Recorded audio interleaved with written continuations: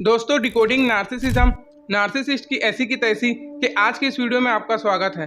दोस्तों, आज के इस वीडियो में हम बात करेंगे एक नार्सिसिस्ट किस तरीके से लोगों के ऊपर फाइनेंशियल अब्यूज करता है। वो पैसे के माध्यम से अपने माँ बाप, बीवी बच्चे, भाई बहन और अपने आसपास के लोगों के ऊपर कैसे कंट्रोल और सत्ता एक्सरसाइज करता है। दोस्तों, हमारा समाज पैसे को ही सब कुछ समझता है। पैसा यानी शक्ति, पैसा यानी सत्ता, पैसा यानी पावर, यानी जिसके पास पैसा है उसके पास सब कुछ है। और नार्सिसिस्टिक व्यक्ति का सबसे बुरा स्वरूप पैसे के मामले में ही सामने आता है। नार्सिसिस्टिक व्यक्ति चूंकि अंदर से बहुत ज़्यादा इनसिक्योर, इन्फीरियर फील करता है, तो अपने आसपास के लोगों के ऊपर सिक्योर फील करने के लिए, सेफ इन्वायरमेंट क्रिएट करने के लिए उसके ऊपर कंट्रोल करना चाहता है, उसके ऊपर सत्ता हासिल करना चाहता है, ताकि वो ज़्यादा से ज़्यादा नार्सिसिस्टिक सप्लाई प्राप्त कर सके, वैलिडेशन, एडमायरेशन और अटेंशन के माध्यम से कि देखो मैं कितना अच्छा इंसान हूँ, कितना महान इंसान हूँ, लोगों के लिए सब कुछ करता हूँ, सब कुछ मैं ही करता हूँ, सबका इलाज मैं करता हूँ, पढ़ाता मैं हूँ, सारे प्रॉपर्टीज मैंने लिए हैं, सबका देखभाल मैं ही करता हूँ। इस तरीके के वाक्य एक नार्सिसिस्टिक व्यक्ति के मुंह से निकलना बहुत ही आम है। दोस्तों, अगर आप इस चैनल में नए हैं तो चैनल को सब्सक्राइब कीजिए और हमारे इस कम्युनिटी का हिस्सा बनिए।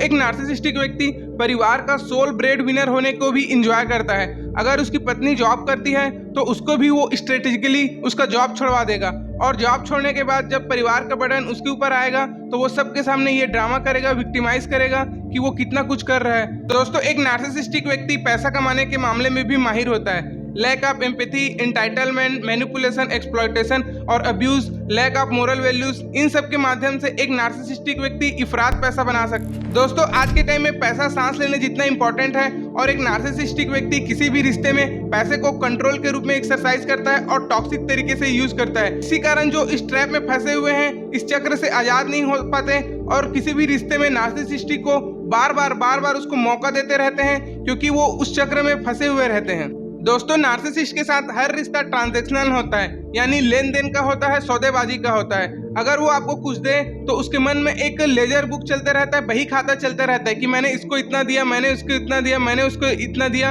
इस तरीके से वो सबका हिसाब करता रहता है अपने मन में, और समय आने पर वो बोलता है कि मैंने तेरे लिए ये किया, मैंने तेरे लिए वो किया। एक नार्सिसिस्टिक व्यक्ति गिफ्ट्स, पैसे और आपके खाने पीने का पे करके आप पर कंट्रोल एक्सरसाइज करता है, और अगर वो कुछ दे और आप उसको बदले में ना दे, या आपकी वित्तीय स्थिति जो भी हो जिसके कारण आप उसको कम कीमत का दे या कुछ भी दे, तो वो उस चीज़ों को ऐसे बोलेगा कि अरे यार ये पकड़ा दिए हैं, हमको कम दिए, हम तो उसको इतना दिए थे और वो हमको ये पकड़ा दिया, 100 रुपये का दिया, 500 का दिया, 1000 रुपये का दिया। इस तरीके से वो लोगों को ह्यूमिलेट करेगा, क्रिटिसाइज करता है कि उसने मुझे उतने कीमत का गिफ्ट नहीं दिया जितना मैंने उसको दिया। दोस्तों, एक नार्सिसिस्टिक व्यक्ति गिफ्ट में लगे टैग के माध्यम से अपनी कीमत और अपना सेल्फ वर्थ को आंकता है। अगर गिफ्ट में लगा टैग महंगा है तो आप उसकी बहुत इज्जत करते हैं और उस रिश्ते में उसका बहुत ज़्यादा सम्मान है और उसकी बहुत ज़्यादा वैल्यू है। अगर गिफ्ट में लगा टैग कम कीमत का है तो आप उसकी बिल्कुल इज्जत नहीं करते, उस रिश्ते में आप उसको वैल्यू नहीं देते। इस तरीके से एक नार्सिसिस्टिक का दिमाग सोचता है। दोस्तों, नार्सिसिस्ट के मैनिपुलेशन को एक उदाहरण से समझते हैं। मान लो दो व्यक्ति मिले जिसमें से एक नार्सिसिस्ट है और दूसरा सामान्य व्यक्ति है। तो नार्सिसिस्टिक व्यक्ति किसी भी रिश्ते के शुरुआत में, लव बॉम्बिंग फेज में, उसके ऊपर बिल्स के माध्यम से, चेक्स के माध्यम से कंट्रोल एक्सरसाइज करेगा।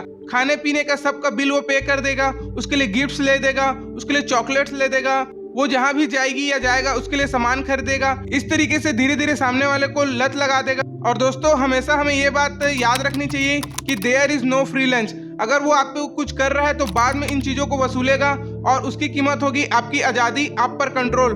शुरू में लव बॉम्बिंग फेज में वो इन सब के माध्यम से आप पर कंट्रोल करेगा, आपका सारा चीज वो कर देगा, गिफ्ट्स, पैसे और खाने पीने के माध्यम से, और बाद में इसकी भरपाई आपकी आजादी से करेगा। दोस्तों, नार्सिसिस्ट द्वारा किया गया खर्च धीरे धीरे बड़ा रूप लेने लगता है। वो पहले आपको छोटे गिफ्ट देगा, बाद में आपको कार या फ्लैट जैसा चीज भी आपको गिफ्ट में दे देगा। वो कहेगा वहां क्यों रह रहे हो, मेरे साथ आकर के रहो। धीरे धीरे आप उसको शादी जैसे रिश्ते में फंस जाते हैं, और वो कहता है कि आप जॉब छोड़ दो, आपको जॉब करने की क्या जरूरत है, मैं तो हूँ सब कमाने के लिए, मैं तो सब कर रहा हूँ, तुम पढ़ाई करो, तुम ये करो, तुम घर संभालो। इस तरीके से वो करेगा। और सामान्य व्यक्ति उस नार्सिसिस्ट के इस मैनिपुलेशन में, इस छल में फंस जाता है और अपने आप को ट्रैप पाता है। वो सोचता है कि मैं तो इस रिश्ते में साझेदार हूँ, मैं इस रिश्ते में पार्टनर हूँ, वो अगर पैसा कमा रहा है तो घर को तो मैं मैनेज कर रहा हूँ और मैं अपने पढ़ाई कर रहा हूँ, वो अपने आप को 50-50% पार्टनर के रूप में देखता है। लेकिन नार्सिसिस्ट व्यक्ति किसी भी रिश्ते को इस तरीके से नहीं देखता। दोस्तों, एक नार्सिसिस्टिक व्यक्ति सबके सामने में खुद को विक्टिमाइज करेगा और ड्रामा करेगा, बोलेगा अरे यार जानते तो हो एक के सैलरी में कहाँ चलता है, इतनी महंगाई बढ़ गई है, हर चीज के दाम बढ़ गए हैं, ग्रोसरी बिल्स, मेडिकल्स और बच्चे की फीस, रूम रेंट, इस सब को देना कितना ज्यादा मुश्किल है, मैं अकेले कहाँ तक करते रहूंगा, मुझे तो घर में भी चैन नहीं है, बाहर में भी चैन नहीं है, आज के डेट में पैसा कमाना कितना इंपॉर्टेंट है जान रहा हूँ, मैं क्या स्ट्रेस झेलता हूँ ऑफिस में समझ पा रहा हूँ, और तू क्या करती है, दिन भर घर में बैठे बैठे रहती है। दोस्तों, सोचने वाली बात है कि इस सब का शुरुआत नार्सिसिस्ट खुद ही करता है और आपके ऊपर पूरा कंट्रोल एक्सरसाइज कर देता है, आपकी जॉब छुड़वा देता है, वो लव बॉम्बिंग फेज में आपके ऊपर पैसे का बरसात करता है और बाद में इसी सब चीजों का मैनिपुलेशन करता है। दोस्तों, एक नार्सिसिस्टिक व्यक्ति कभी भी अपने पार्टनर द्वारा किए गए कामों को मोनेटाइज करके नहीं सोचता है। वो सोचता है कि वो जिस काम को बाहर जाकर के कर रहा है, जिसके लिए उसे सैलरी मिल रही है, वो ज्यादा महान है, और कोई व्यक्ति घर में काम कर रहा है वो तो वर्थलेस है, क्योंकि उसके लिए उसको कोई पैसा नहीं मिल रहा है, इसीलिए वो ज्यादा महान है और घर में बैठने वाला फालतू है।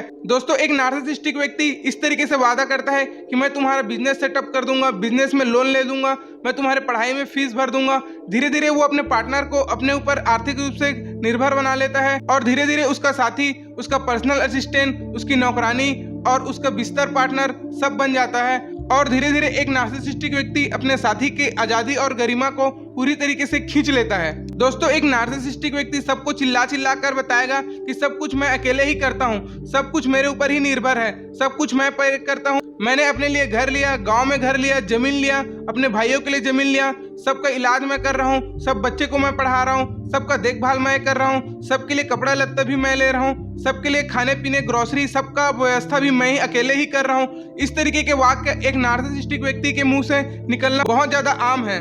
दोस्तों, अगर आप किसी नार्सिसिस्ट व्यक्ति के साथ जॉइंट एफर्ट से कुछ प्रॉपर्टी खरीदते हैं, घर या जमीन खरीदते हैं, और उसका कंट्रीब्यूशन 30% है और आपका कंट्रीब्यूशन 60 से 70% है, तो वो नार्सिसिस्टिक व्यक्ति अपने बीवी बच्चों को ये बोल करके मैनिपुलेशन करेगा कि मैं सबको किया हूँ, उस घर को मैं अकेले खरीदा हूँ। वो कभी नहीं बताएगा कि उसके भाई का कितना कंट्रीब्यूशन है और किसका कितना कंट्रीब्यूशन है। वो सबको यही बताएगा कि मैं ही खरीदा हूँ, मेरा ही सब कुछ है और सामने वाले का तो कुछ भी नहीं है। और ऐसे प्रॉपर्टीज को खरीदने के पीछे कोई व्यक्ति कितना एफर्ट लगाया, किस तरीके से लोगों को नेगोशिएट किया, किस तरीके से बातचीत किया, अपना समय एनर्जी दिया, और इन सब के पीछे किसी व्यक्ति का कितना एफर्ट है, वो अपने बीवी बच्चों को कभी नहीं बताता, क्योंकि इससे उसके लार्जर देन लाइफ होने, महान होने की छवि पर डेंट पहुंचता है, उसे आघात पहुंचता है। दोस्तों, कभी कभी तो एक नार्सिसिस्टिक व्यक्ति अपनी बीवी बच्चों को जरूरत की चीजें के लिए भी तरसा देता है। अगर उसकी बीवी बच्चे कुछ काम का मांग रहे हैं तो उसको भी वो मना कर देगा।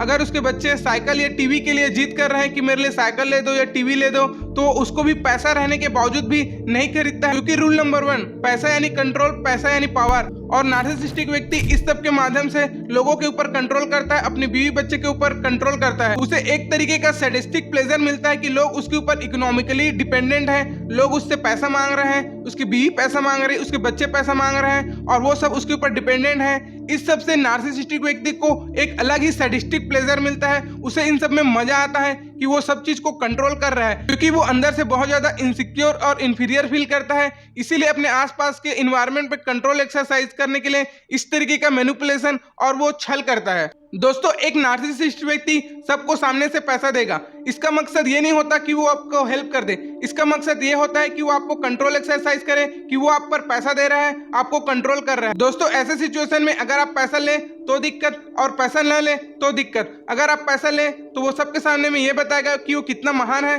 सबको पैसा देता है। और दोस्तों, अगर आप नार्सिसिस्ट को मना कर दे पैसा लेने से, तो वो आपको ही कल्प्रिट ठहराएगा और खुद को विक्टिम ठहराएगा। आप इतने बुरे इंसान हैं कि आप उनसे पैसा नहीं ले रहे हैं, क्योंकि पैसा सत्ता, शक्ति और पावर का पर्याय होता है। और अगर आप किसी नार्सिसिस्ट व्यक्ति को पैसा लेने से मना कर दें तो आप उसकी सत्ता, शक्ति और पावर को चुनौती देते हैं और उसका कंट्रोल अपने ऊपर से हटा देते हैं। और नार्सिसिस्टिक व्यक्ति इस सब से आहत हो जाता है और सबके सामने आपके अगेंस्ट एक दुष्प्रचार, एक स्मीयर कैंपेन चलाता है कि आप बुरे इंसान हैं, आप उससे पैसा नहीं ले रहे हैं, अब तो आप बहुत रईस हो गए हैं इसलिए आप पैसा नहीं ले रहे हैं, अब तो आपको कोई और पैसा दे रहा है इसलिए आपको पैसे की जरूरत नहीं है। दोस्तों, एक बात आप अपने मन में गांठ बांध करके रख लीजिए, चाहे आपको कुछ भी करना पड़े, चाहे रेस्टोरेंट में काम करना, चाहे पेट्रोल पंप में काम करना पड़े, किसी भी नार्सिसिस्ट व्यक्ति से कभी भी आपको कोई भी पैसा नहीं लेना है। आपकी आजादी, आपकी गरिमा, आपका स्वाभिमान ही आपका सर्वोपरि होना चाहिए। क्योंकि अगर आप नार्सिसिस्ट के मैनिपुलेशन के इस जाल में फंस गए तो पूरी जिंदगी आपको वो टोंट मारते रहेंगे कि उसने आपके लिए कितना कुछ किया और आप उसके लिए कुछ नहीं कर रहे हैं। कि आप तो अब तक किसी भी रिश्ते में ये समझ रहे थे कि प्यार ही सब कुछ है, लेकिन नार्सिसिस्टिक व्यक्ति सबका खाता खोल करके रखे रहता है अपने मन में कि इसके लिए मैंने ये किया, इसके लिए मैंने ये किया, और समय आने पर अगर उस व्यक्ति ने रिटर्न नहीं किया तो वो उसका मैनिपुलेशन करेगा कि वो कितना कृतज्ञ हो गया है, हमको कुछ नहीं देता है, हमने तो उसके लिए इतना किया। दोस्तों, अपनी आजादी, अपना स्वाभिमान, अपनी गरिमा और अपनी जिंदगी को बचानी है तो किसी भी नार्सिसिस्ट से आपको एक भी रुपया नहीं लेना है। भले ही आपको महंगे होटल में खाना खिलाए, आपके लिए शॉपिंग कराए, आपको घुमाए फिराए, इन सब चीजों को आप त्याग दीजिए और अपने स्वाभिमान से घूमिए। भले कम खाइए,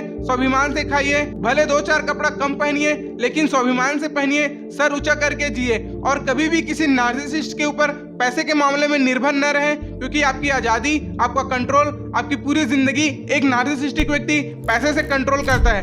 दोस्तों, फाइनेंशियल कंट्रोल एक कोर्सी कंट्रोल होता है, यानी कि मजबूर करने वाला कंट्रोल। ये कपल्स, माता पिता, अभिभावक, भाई बहन या कोई भी रिश्तेदार फाइनेंस के माध्यम से आपके ऊपर कंट्रोल एक्सरसाइज कर सकता है, और उसकी वजह से ऐसे रिश्तों से निकलना भी बहुत ज्यादा मुश्किल होता है। अगर आप अलगाव या तलाक की बात भी करेंगे तो एक नार्सिसिस्टिक व्यक्ति हिंसक, चालाक और चालबाज हो जाएगा और आपके अगेंस्ट बहुत ज्यादा दुष्प्रचार प्रसारित करेगा कि देखो ये मुझसे अलग होना चाहता है, अब तक तो मैंने इसके लिए सब कुछ किया और आज जब इसके पास पैसा आ गया तो आज मेरे से वो अलगाव होना चाहता है।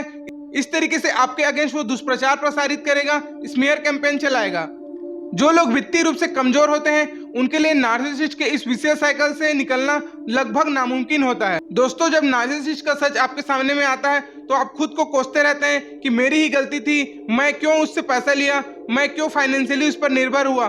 दोस्तों, इस तरीके से सोचना बिल्कुल भी लाजमी है, क्योंकि हम सब ये सोचते हैं कि रिश्ता सब बराबरी से चल रहा है, पति पत्नी सब बराबर है, पति अगर बाहर कमा रहा है तो पत्नी घर संभाल रही है तो वो भी बराबर है, जॉइंट फैमिली में सारे मेंबर्स इक्वली इंपॉर्टेंट है, सबके बात का वैल्यू है। लेकिन नार्सिसिस्टिक व्यक्ति इस तरीके से नहीं सोचता है। जॉइंट फैमिली में नार्सिसिस्टिक व्यक्ति महान रहता है, सबको मैनिपुलेट करता है कि सब कुछ वही कर रहा है, और ऐसे परिवारों में खेत खलिहान बाड़ी में जो लोग अनपेड लेबर के रूप में काम कर रहे हैं उनका तो कोई वैल्यू नहीं है। भले वो काम कर करके लाखों करोड़ों का श्रम उस परिवार में दे दें, लेकिन नार्सिसिस्टिक व्यक्ति उसको कभी भी मोनेटाइज नहीं करता, कभी उसको वैल्यू नहीं देता, कभी उसको अहमियत नहीं देता, क्योंकि वो बाहर काम करता है जिसके लिए उसे सैलरी मिलती है, इसलिए उसका काम महान है। और जो अनपेड लेवल में घर के खेत खलिहानों में काम करते हैं उसकी काम की कोई वैल्यू नहीं होती है।